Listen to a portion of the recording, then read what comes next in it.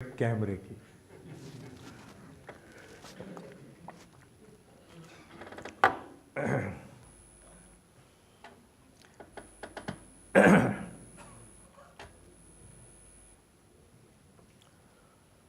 ओम।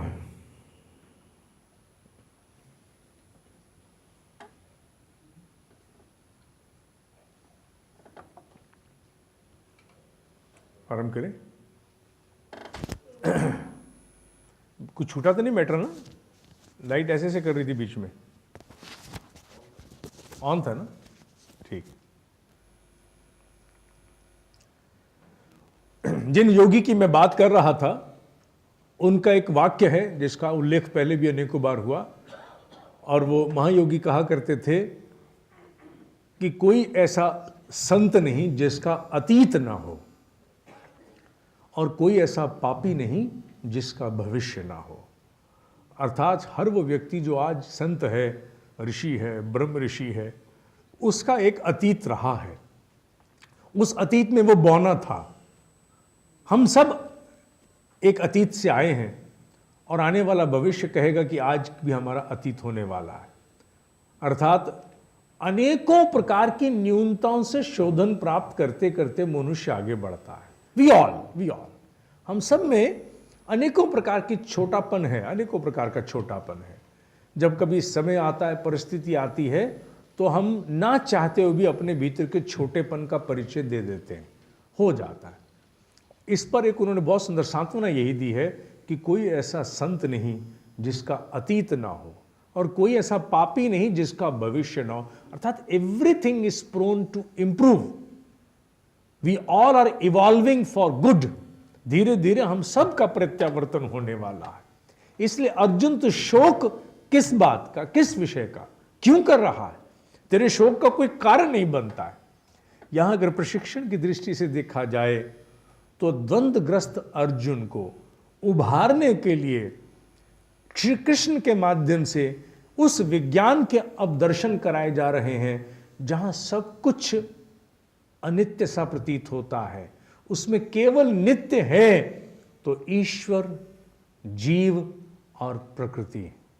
यही बात आती है, त्रिगुणात्मक प्रकृति की बात नहीं। यही बात आती है जैसे हम लोग कई बार कहते हैं कि ये अद्वैत है, ये द्वैत है कि त्रैत है। ये द्वंद्व नहीं है। ये पूरी सृष्टि अद्वैत है कि द्वैत है कि त्रैत है। इस विषय को तो हम केवल ज्ञानियों के लिए छोड़ेंगे।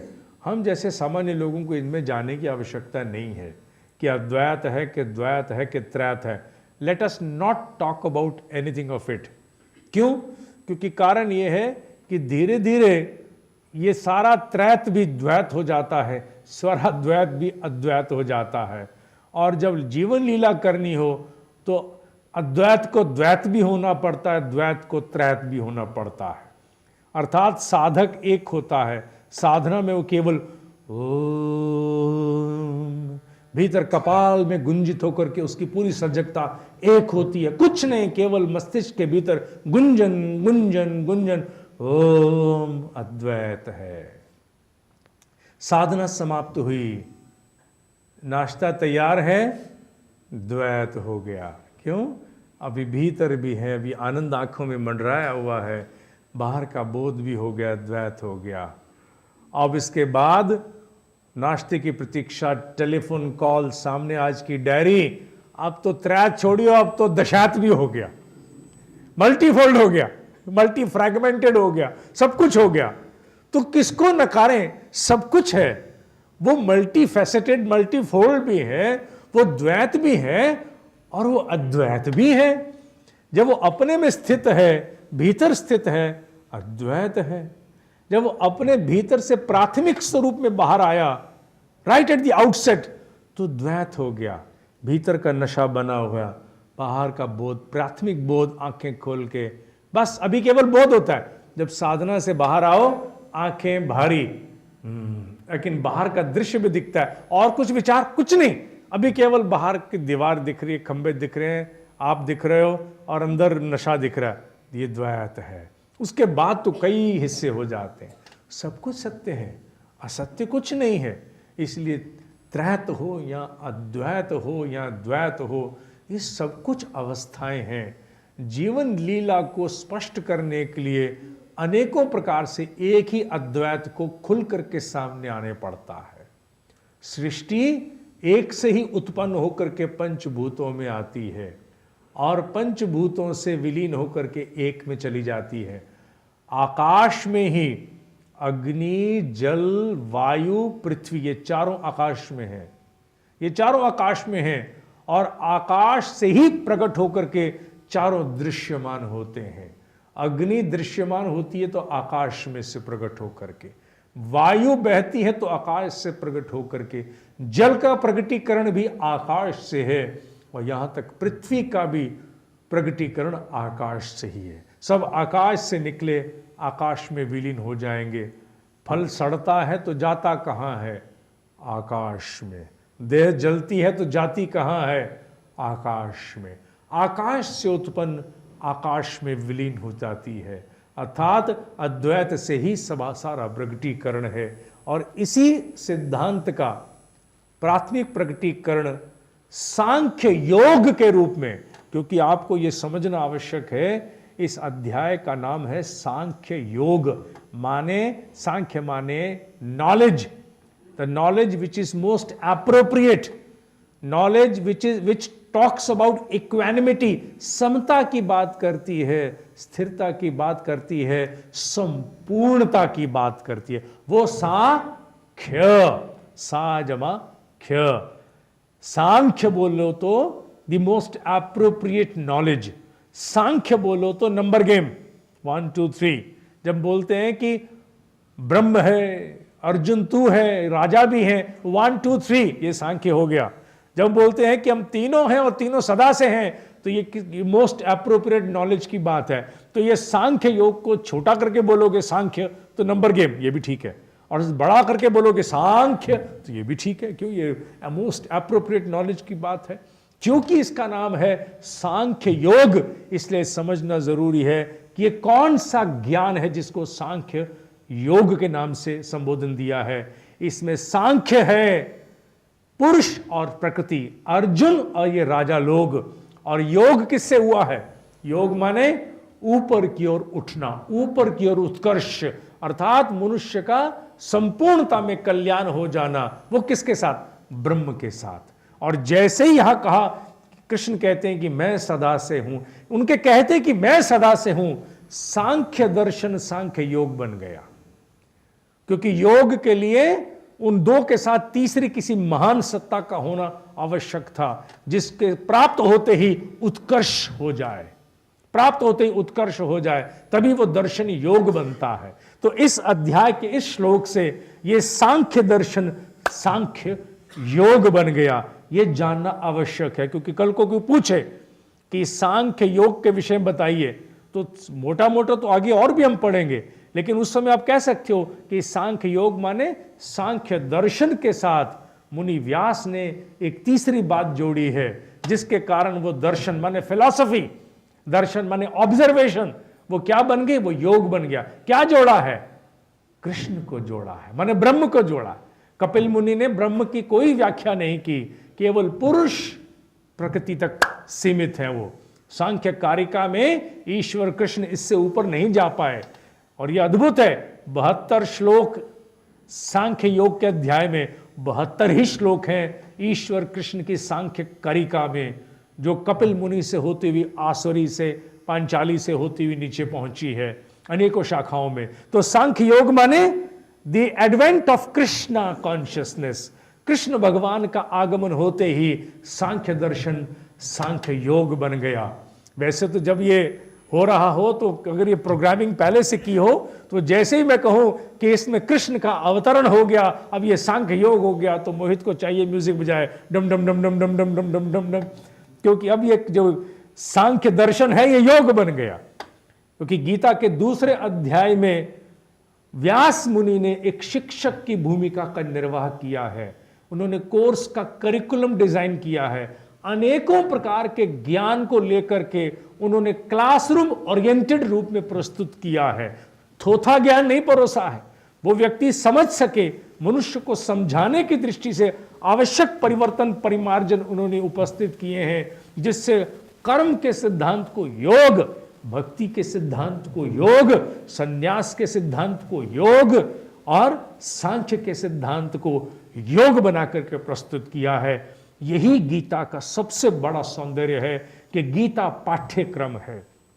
It is a course curriculum, it is not pure knowledge, it's not dogma, it is not dogma. ये केवल थोथा ज्ञान नहीं है। जब ये गहरी दृष्टि प्राप्त होती है तो गीतागार के हाथ चूमने का मन होता है, क्योंकि कृष्ण रूपी उस दिव्य प्रेरणा का प्रादुर्भाव, सत्य पूछो। वैसे तो कृष्ण प्रथम अध्याय से साथ चलते चले आ रहे हैं, लेकिन ऑथेंटिकेट करने के लिए उन्होंने इसी श्लोक में कहा, स्वयं कहा है कि मैं सदा से हूं, तू सदा से है। और ये राजा लोग माने द नेचर, राजा लोग माने ये माया, राजा लोग माने माया का आधार है इच्छाएं और संस्कार, इच्छाएं और संस्कार, ये राजा लोग हैं। इच्छाएं संस्कार समाप्त होते ही प्रकृति खत्म होते ही रह गया केवल ब्रह्म और अर्जुन। और जब चाहे ब्रह्म अर्जुन को बुला करके बीच में लीन कर सकता है, द्वैत अद्वैत भी हो सकता है। अब ये स्पष्टीकरण धीरे धीरे गीता का होना शुरू हो गया है, जिसमें 6 साल बाद जब हम इस गीता का फिर से एक पुनः हम लोग आरंभ करेंगे, तो हो सकता है तब होने वाली क्लासेस में लोग बैठे बैठे अपनी कुर्सियों पर कूदना शुरू कर दें, क्योंकि तब हार्ड कोर मोटिवेशन की बात होगी, हार्ड कोर मोटिवेशन। तब तक 14-15 महापरिवर्तन राष्ट्र में, विश्व में हो चुके होंगे और उस समय इसकी बहुत ज़्यादा महती आवश्यकता होगी। आज इनकलाब बोलो तो जिंदाबाद हो सकता है किसी का निकल जाए और मौतों का निकलेगा ही नहीं, लेकिन एक समय था कि इनकलाब बोलते थे और लोग जीवन न्यौछावर करते थे। क्यों? क्योंकि वातावरण गर्म था, वातावरण को उन्होंने उद्वेलित कर रखा था, प्रेरित कर रखा था। इसलिए गीता के उस परिवर्तनकारी स्वरूप के लिए उपयुक्त वातावरण का निर्माण 6 साल बाद हो चुका होगा। तब हम उसका उल्लेख उस स्वरूप में करेंगे तो एक बहुत आनंद आएगा। अब नेशनल हाईवे पर हमारी अगली यात्रा जो पुनर्जन्म को लेके और अधिक स्पष्टीकरण के साथ आगे आने वाली है वो होगी, और 14 श्लोक से कहाँ तक जाएंगे मालूम नहीं। उज्जैन के प्रवास की तैयारियां फिर से चल रही हैं। गीता के दूसरे अध्याय की रचना होनी आरंभ हो चुकी है। 16 जून को इसका विमोचन है। अब तो बहुत सारे लोग जा रहे हैं, अब तो 300 लोग कम से कम यहीं से जा रहे हैं, वहाँ से भी लोग जुटेंगे, विमोचन होगा। प्रथम अध्याय इस केशववाणी के प्रसार के लिए जितना जिससे निभ पड़ा, संभवतः आप सब ने किया होगा। किसी प्रकार का कोई दबाव नहीं, कुछ नहीं, जितना जिससे संभव हो वो करता चले। इसी बात के साथ मैं अपनी वाणी को विराम देता हूँ, घोषणाओं के लिए आमंत्रित करता हूँ। ओम शांति शांति शांति। ओम। आज ताली कैसे पीटी भाई? आज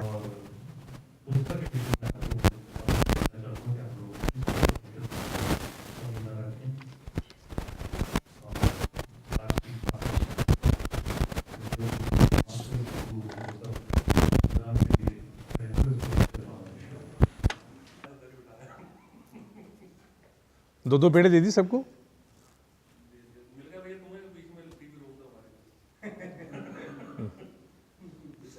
आराम करें। We start with the chapter number 2 of Sankhya Yoga, verse number 7 onwards till verse number 13.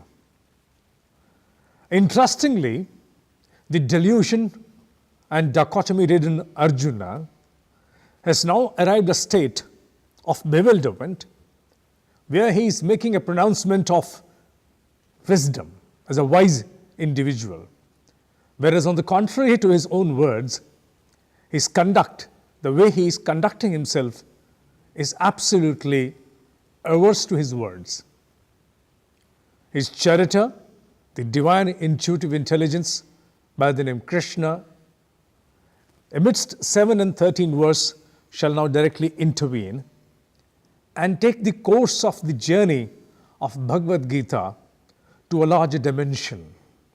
So far, what we have observed is the dichotomy of Arjuna right amidst the battlefield, where in an ignited form he started and initiated to contest in the battle, whereas soon as he arrived amidst the battlefield, he fell prey to his own propensities.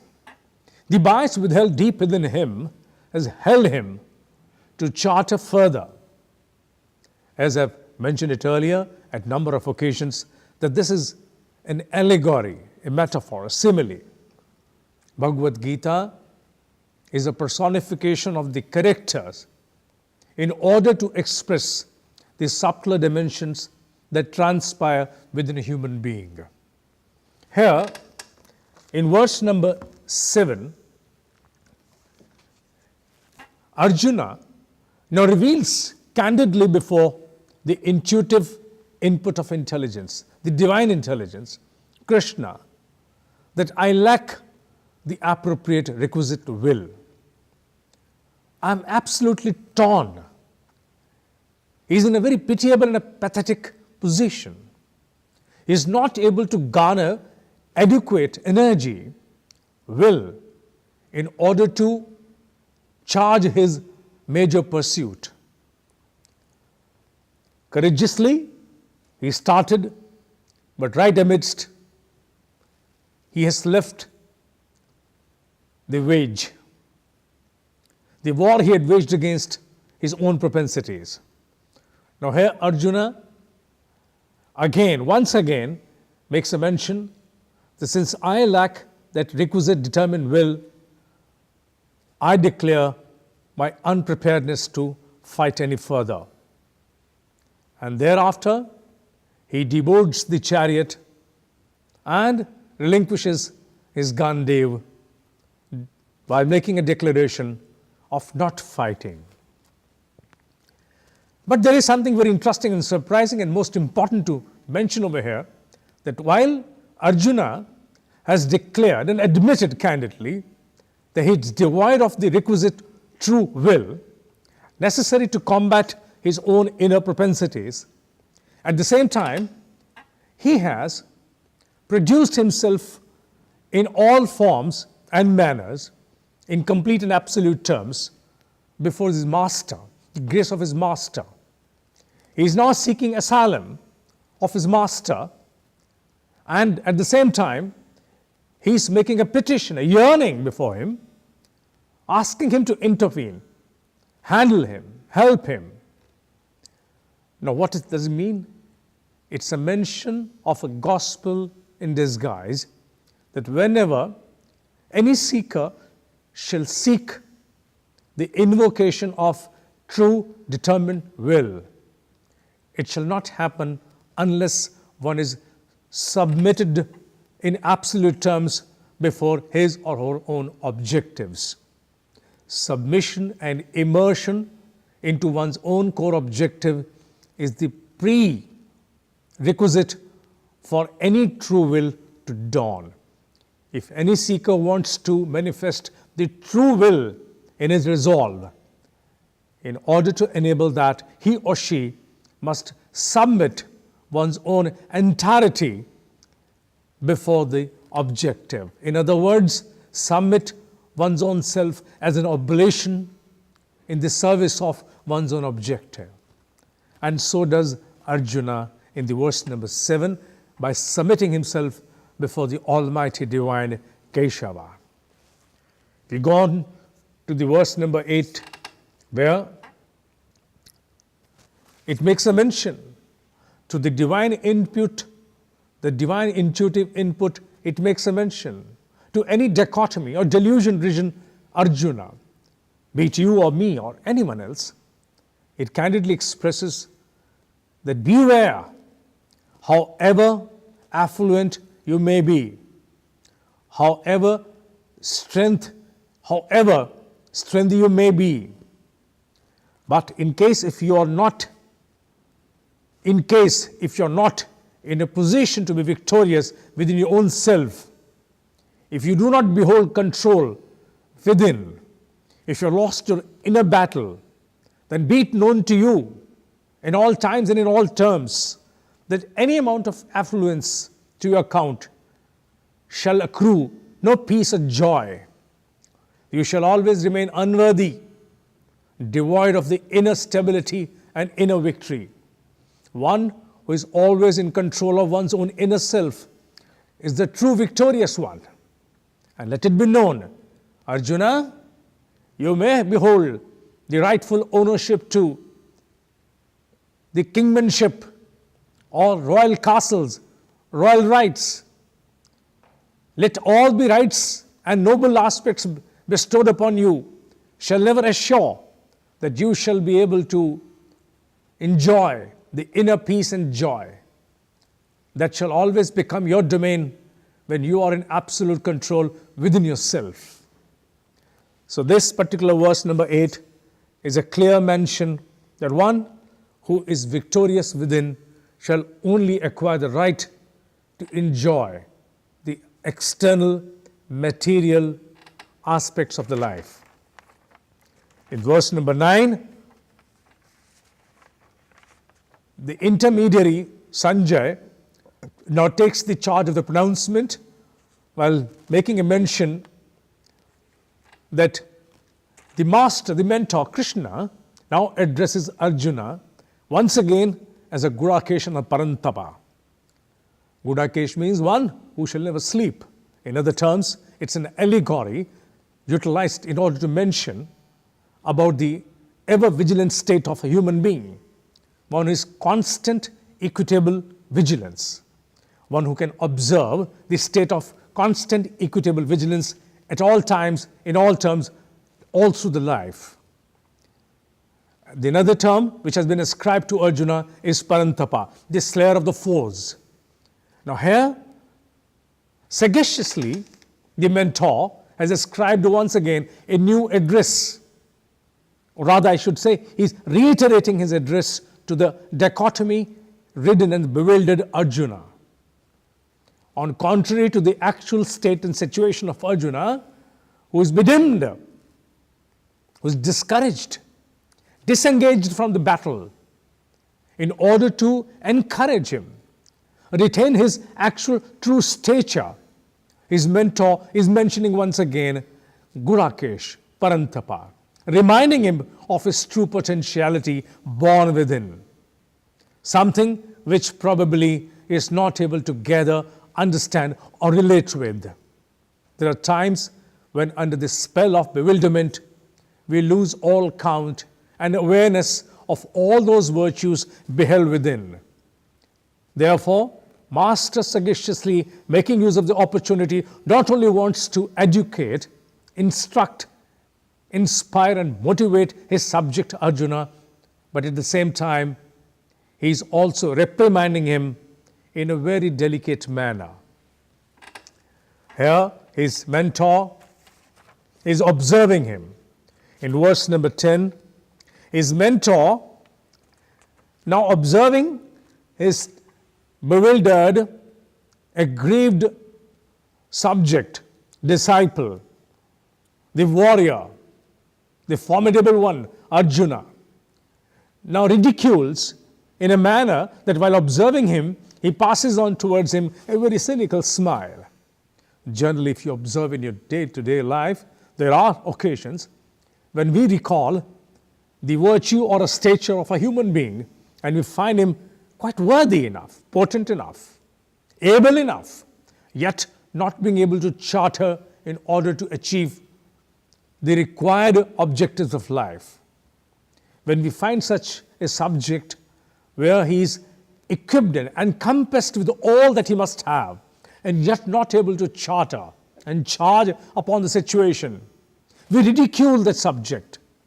We smile, we laugh at him, because we are somewhere, we're not able to understand, we're not able to absorb the kind of state which that subject has fallen into, because there is no substantive reason for which we can attribute his inaction, his inactivity.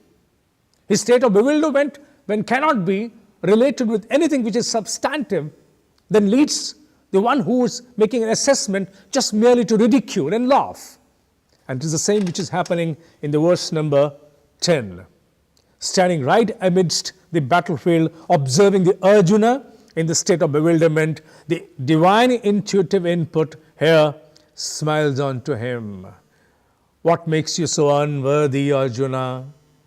You, the beholder of the power, you, the slayer of the foes, you, the one who is born with constant equitable intelligence, you, ever a vigilant one, you are demonstrating as an inactive neutrality leading nowhere.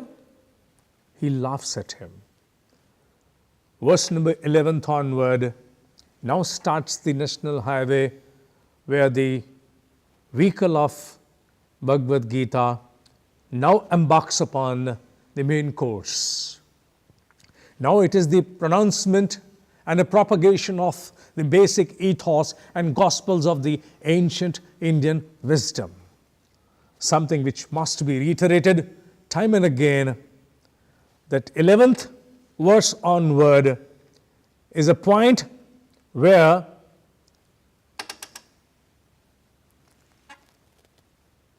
it's made a mention,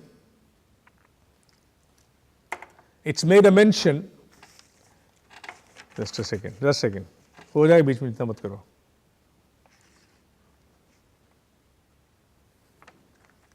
It's a mention into the spiritual parlance.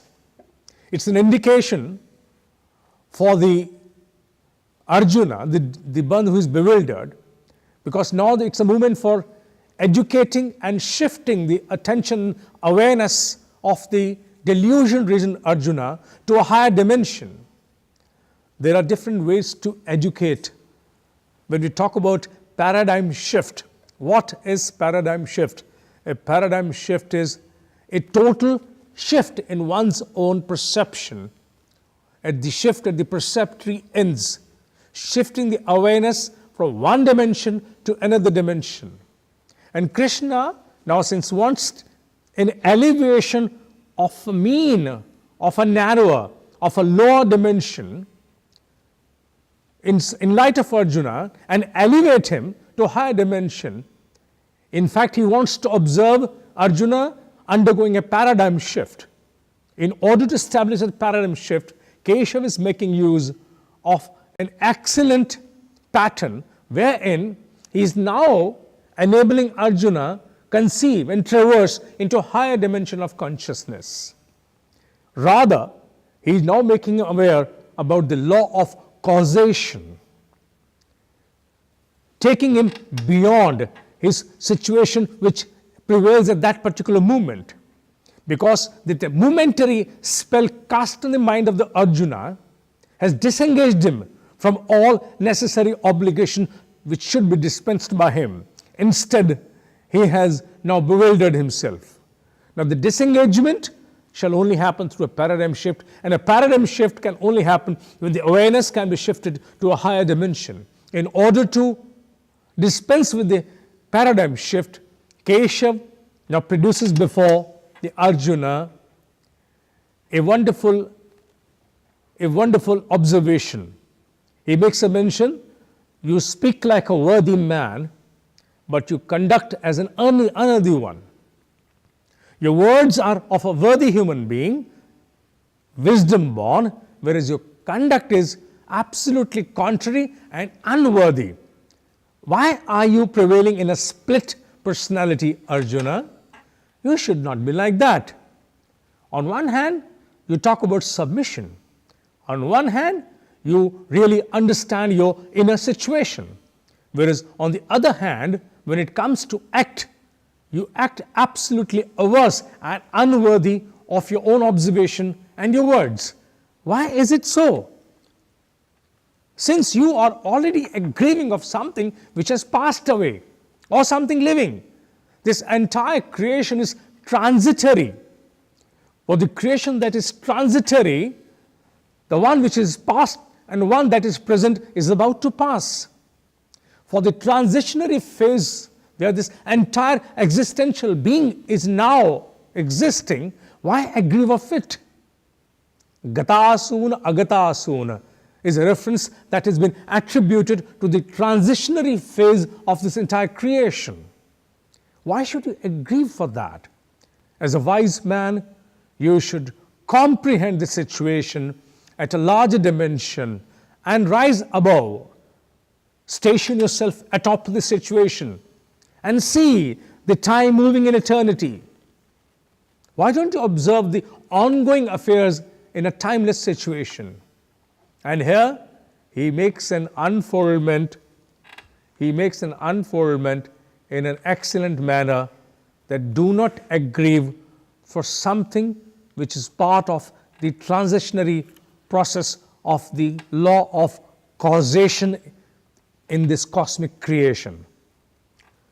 Verse number 12 is a major point where the ethos of the ancient Indian wisdom now unleashes. It's a major point, a major verse, where the basic ethos of the ancient Indian wisdom unleashes. Here, it is an important aspect to be understood. The chapter goes by the name Sankhya Yoga. Sankhya means the most appropriate firm knowledge, the most appropriate knowledge of the creativity, the creation. Now, Sankhya is a philosophy propounded by Kapil seer, a seer who was known by the name of Kapila. Whereas, now that same philosophy, the same doctrine of Sankhya has now been brought here in Bhagavad Gita with certain amendments and additions. In other words, Sankhya Darshan, the Sankhya philosophy, here comes as transformed as Sankhya Yoga. Yoga means an enjoyment of any ethos or learning or an act or a belief or a state with a higher dimension of consciousness. An enjoyment of the Sankhya knowledge, the Sankhya philosophy with a higher dimension of consciousness becomes termed as Sankhya Yoga. Now, how does Sankhya philosophy now transform as a Sankhya Yoga? In fact, Kapil Rishi, the Muni Kapil, the great sage who propounded the Sankhya Yoga, makes a mention that the entire creation, the entire creativity is an outcome of two major forces, namely the Purusha and the Prakriti. Namely, the Purusha and the Prakriti. Purusha is all human beings, the conscious beings, and Prakriti is the nature. The mingling of both then leads to the manifestation of the entire world as we see it, the apparent world.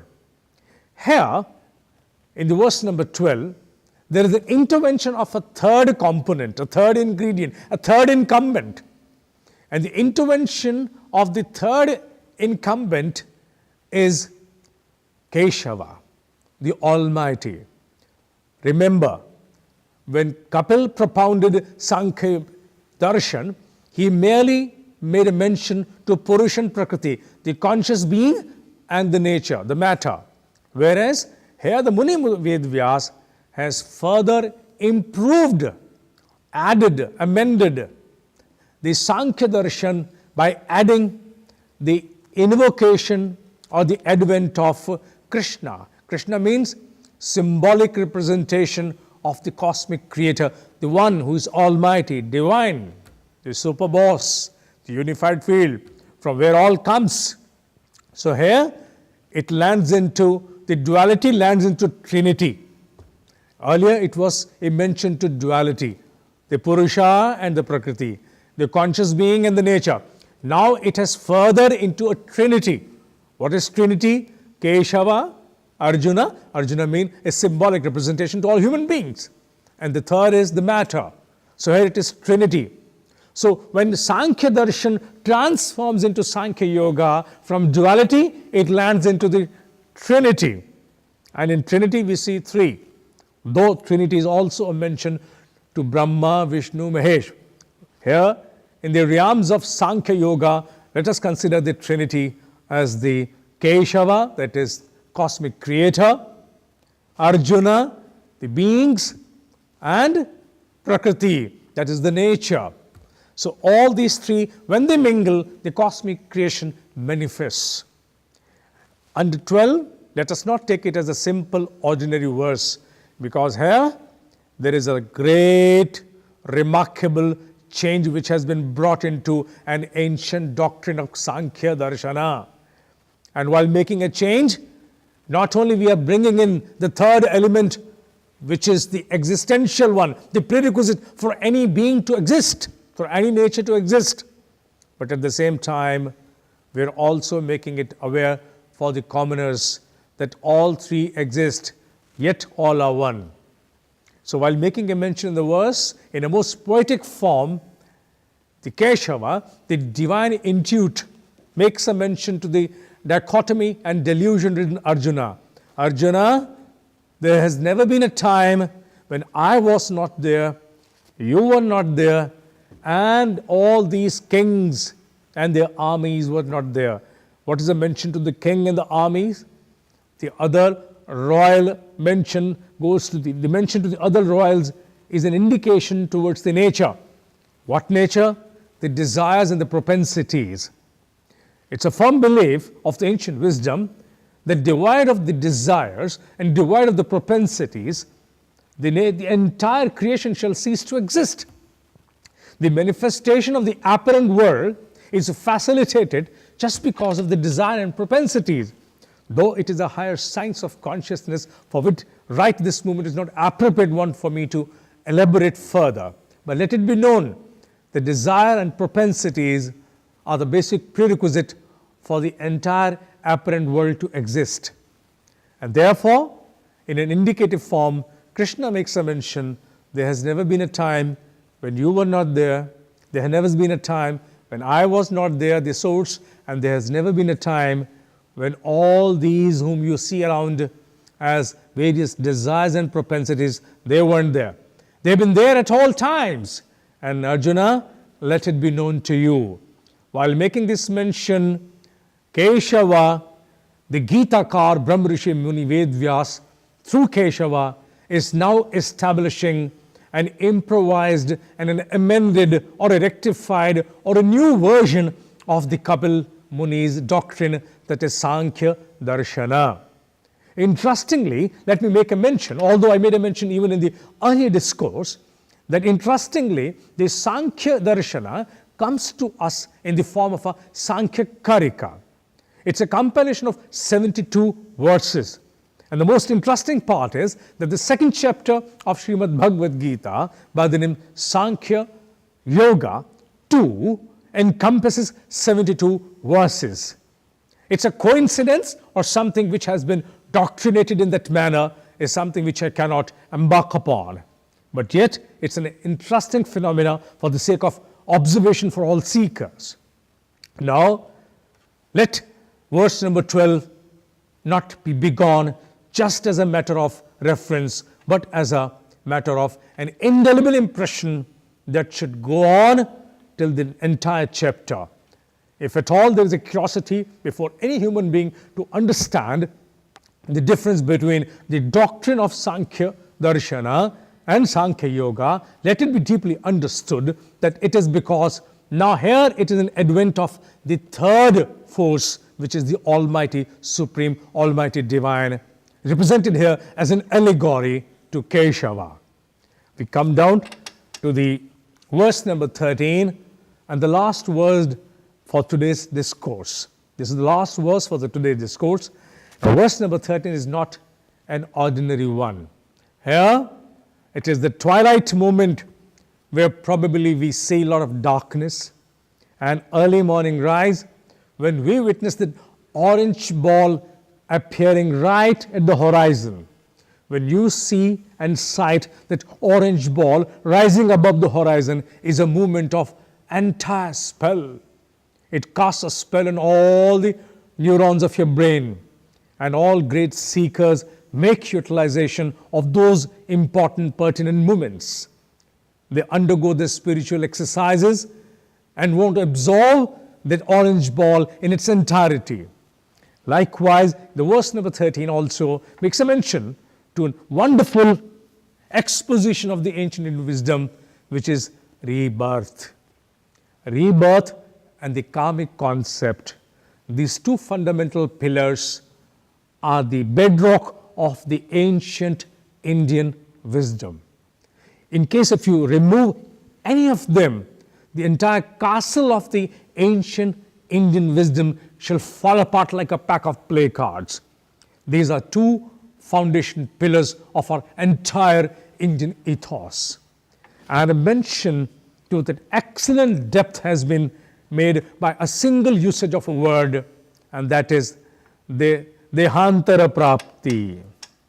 Now, Dehantara Prapti is post-death. What happens to post-death? Post-mortem.